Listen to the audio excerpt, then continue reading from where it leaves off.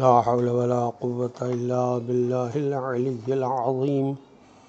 أعوذ بالله من الشيطان اللعين الرجيم. بسم الله الرحمن الرحيم. قل يا أيها الناس قد جاءكم الحق من ربكم فمن اهتدى فإنما يهتدي لنفسه ومن ضل فإنما يضل عليها وما أنا عليكم بوكيل. اللهم صل على محمد وآل محمد وعجل فرجهم. سورہ مبارکہ یونس کی آیت نمبر 108 کی تلاوت کا شرف میں نے حاصل کیا، جس کا ترجمہ یہ ہے کہ اللہ فرما رہا ہے اپنے رسول سے کہ آپ فرما دیں کہ اے لوگوں، تمہارے پاس تمہاری تربیت کرنے والے مالک کی طرف سے حق آ چکا ہے۔ اب جو کوئی بھی سیدھی راہ اختیار کرے گا وہ خود اپنے ہی فائدے کے لیے ہدایت کو حاصل کرے گا، اور جو گمراہ رہے گا وہ اپنا ہی نقصان کرے گا، کیونکہ میں تمہارے اوپر کوئی حوالدار، تمہارا کوئی ٹھیکیدار یا ذمہ دار نہیں ہوں۔ خداوند عالم نے اپنے رسول اور ائمہ کے ذریعے ہمیں ہدایات پہنچا دی ہیں۔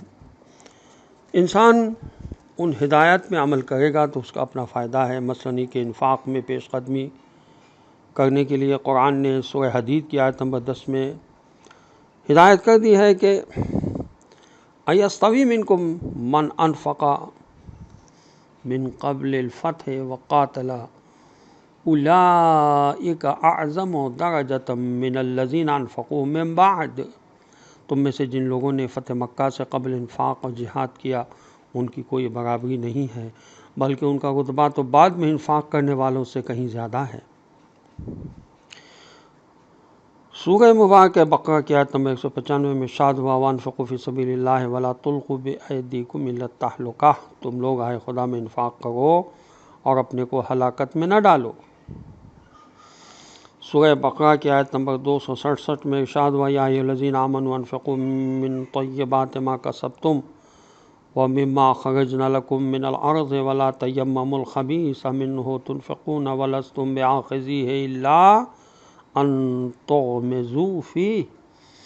اے ایمانداروں، اپنی پاکیزہ کمائی اور جو کچھ ہم نے زمین سے تمہارے لیے پیدا کیا ہے اس میں سے انفاق کرو، اور خبردار انفاق کے ارادے سے خراب مال کو نہ دینا، کیونکہ اگر یہ مال تم کو دیا جائے تو تم اس کو ہاتھ بھی نہیں لگاؤ گے مگر یہ کہ اس سے چشم پوشی کرو۔ سورہ مبارکہ سبا کی آیت نمبر 39 میں ارشاد ہوا وَمَا أَنفَقْتُم مِّن شَيْءٍ فَهُوَ يُخْلِفُهُ۔ جو چیز راہ خدا میں دو گے خدا اس کی جگہ تمہیں دوسری چیز عطا کرے گا، وہ بہرحال تمہیں بدلہ ضرور دے گا۔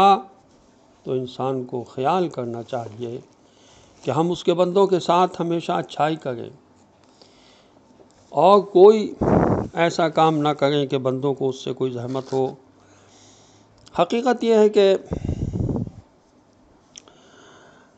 بعض لوگ پیغمبر اسلام صلی اللہ علیہ وسلم کے واقعہ معراج کی طرف اشارہ کرتے ہیں کہ خداوند متعال حضرت صلی اللہ علیہ وسلم کو آسمانوں تک لے گیا، اور حضور صلی اللہ علیہ وسلم اس جگہ تک اوپر گئے کہ قرآن فرماتا ہے ثم دنا فتدلی فکان قاب قوسین او ادنی۔ یہ سورہ نجم کی آیات ہیں 8 اور 9۔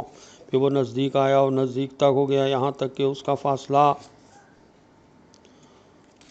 دو کمان کے برابر یا اس سے بھی نزدیک تک ہو گیا۔ قرآن نے خود فاصلہ مکانی کا تصور پیش کیا ہے اور فرمایا پیغمبر اکرم صلی اللہ علیہ وآلہ وسلم اس حد تک خدا کے نزدیک ہو گئے کہ خدا اور پیغمبر صلی اللہ علیہ وسلم کا درمیان کا فاصلہ 2 گام یا اس سے بھی کم رہ گیا،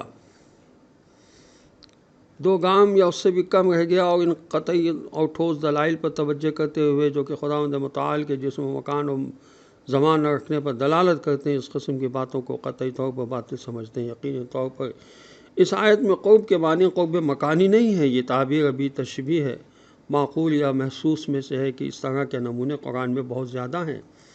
بعض لوگوں نے قرب خدا کے کئی دوسرے معانی بیان کی ہیں، ممکن ہے ابتدائی نظر میں وہ صحیح ہوں اور زیادہ گہری تعریف اس میں نظر آئے، لیکن یہ معانی بھی اعتراضات سے خالی نہیں ہے۔